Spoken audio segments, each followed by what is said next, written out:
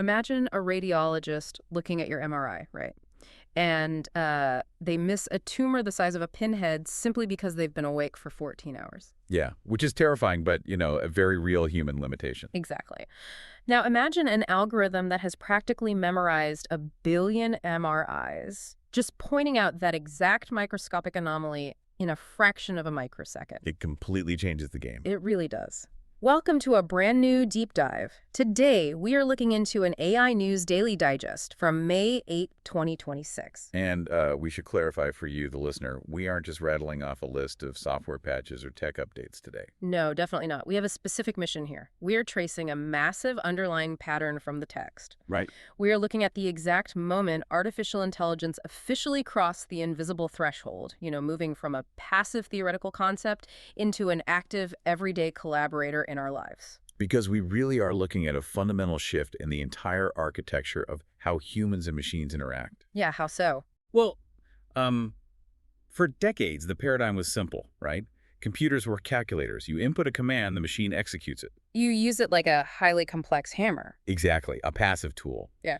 But the through line in this digest highlights a huge transition from a passive tool to an analytical partner. We are no longer just feeding the machine instructions. Right, we are asking it what it sees in the noise. We are relying on it to synthesize sprawling, unstructured data into insights that, frankly, exceed human cognitive bandwidth. And the highest stakes arena where this partnership is playing out right now is healthcare. Oh, absolutely. The digest details how machine learning models are analyzing medical images to catch the absolute earliest markers of cancer, heart disease, and neurological disorders. So the text actually uses the phrase, a second set of eyes, which I find really interesting. Yeah, I saw that, but I actually think about it more like a highly advanced spell check for the human body. Oh, that's a great way to put it.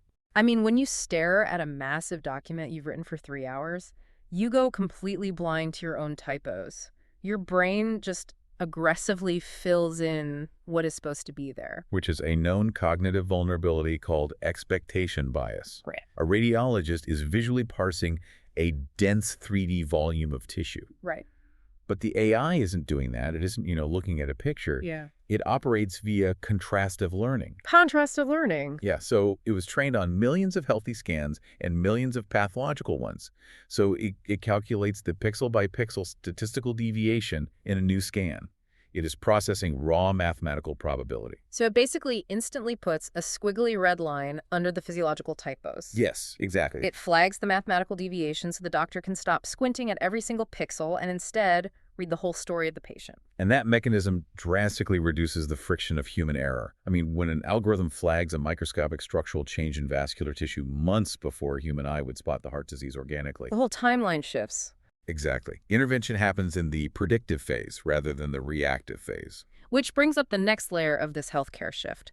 We aren't just predicting the disease early. The digest points out we are deploying AI to actually architect the cure. Through personalized medicine. Right. The text notes that AI-powered systems are taking a patient's genetic sequence, their lifestyle data, and their longitudinal medical history, and synthesizing all of it. To design hyper-customized treatment protocols. Yeah. But wait, I have a question about this. Sure. If we have an algorithm outputting this hyper-specific biological math to dictate treatment, how does a human doctor balance that cold computation with, their bedside intuition? It's a big question, right? Yeah. Like, if the machine calculates that protocol A has a 92% efficacy rate based on your DNA, but the human doctor is looking at a terrified patient sitting in front of them who might not tolerate the side effects well, who drives that interaction? The human drives the interaction, but with infinitely better maps. Okay, what do you mean? Well, the digest specifically highlights that this shift improves patient satisfaction. The intuition you were talking about, empathy, reading a patient's fear, understanding their quality of life goals, is computationally impossible for a machine. Right, the computer can't feel empathy. Exactly. But doing all of that requires massive cognitive energy from a human.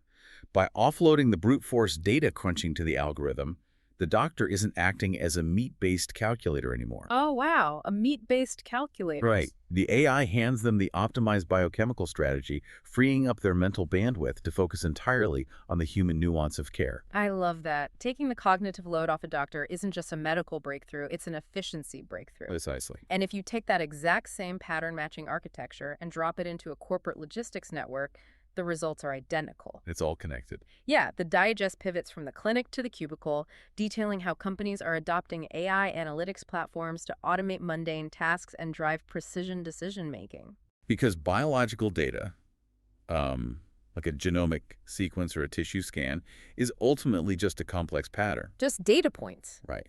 And corporate data supply chain fluctuations, server loads, or consumer behavior metrics is just a different flavor of complex pattern. So the AI treats it exactly the same. The underlying transformer models don't care if they are processing RNA or quarterly revenue reports.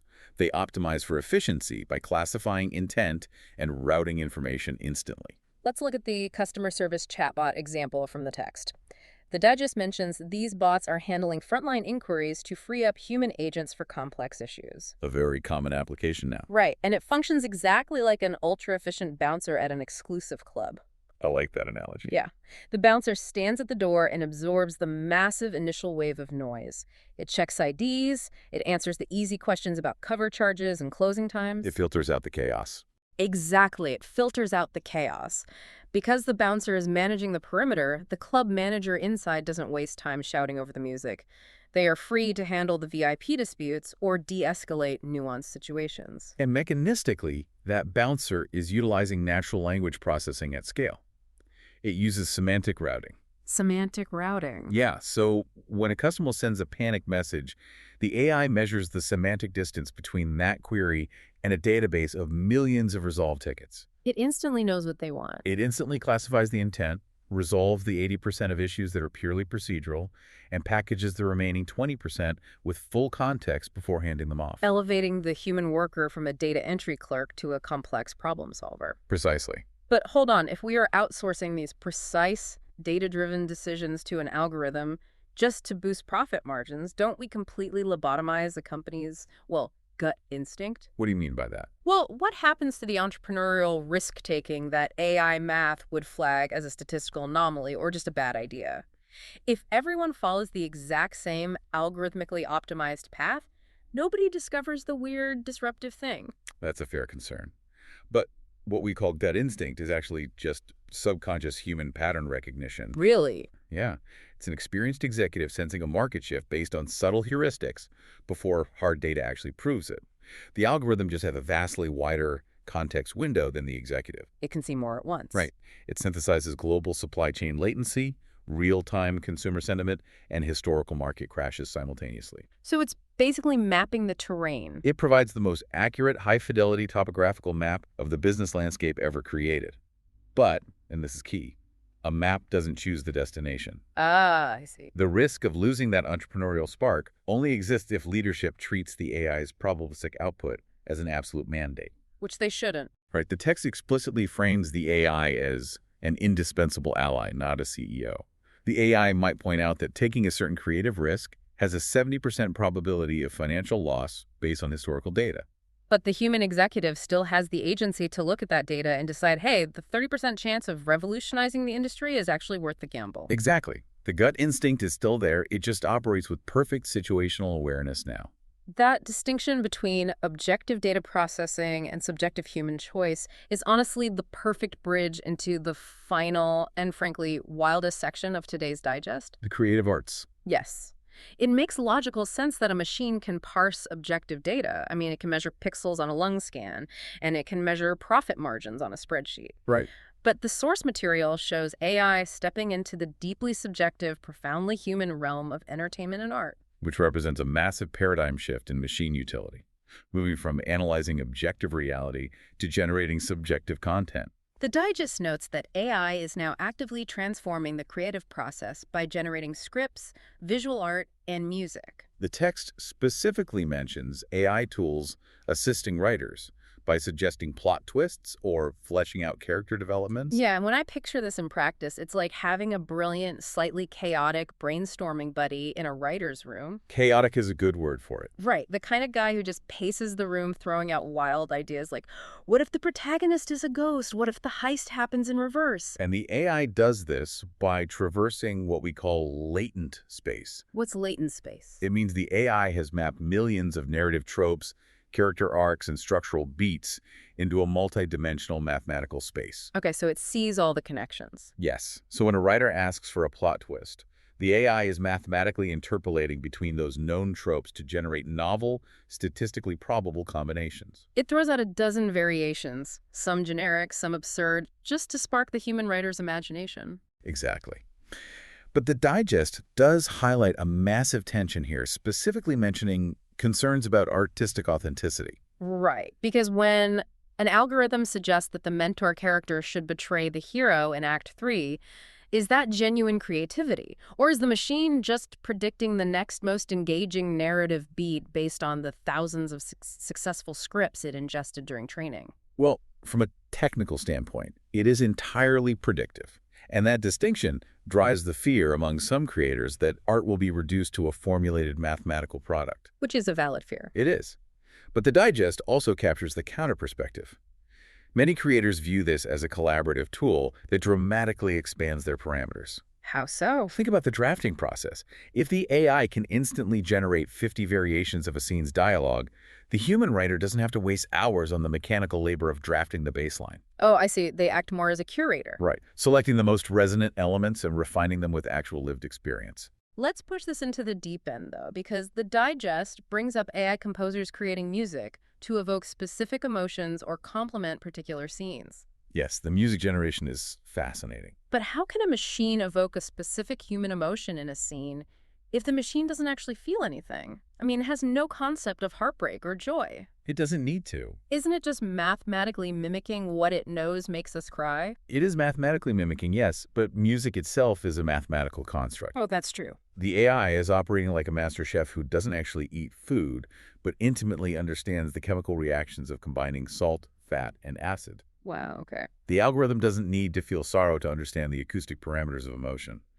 It knows that a specific minor chord progression, played at an adagio tempo, utilizing the frequency range of a cello, consistently triggers a neurochemical cortisol drop in the human brain that we interpret as melancholy. Wait, really? It just maps the sonic triggers of human biology? Yes, it is utilizing a chemical recipe for human tears. But then where's the art in that? The authenticity, the soul of the piece, still relies entirely on human architecture. The digest concludes that the core challenge and magic lie in finding the right balance between human creativity and AI assistance. So the AI provides the raw materials. Exactly. The AI can generate the precise frequency to make a listener feel sad, but it doesn't know why the listener should feel sad. The human creator provides the context. Right. The human decides where to place that swell of strings to perfectly mirror a character's sacrifice on screen. The AI provides the acoustic physics, but the human provides the emotional narrative. The AI provides the chords, the human provides the soul. I love that. It's a true partnership. And when we step back and trace the entire arc of this digest, the pattern is undeniable.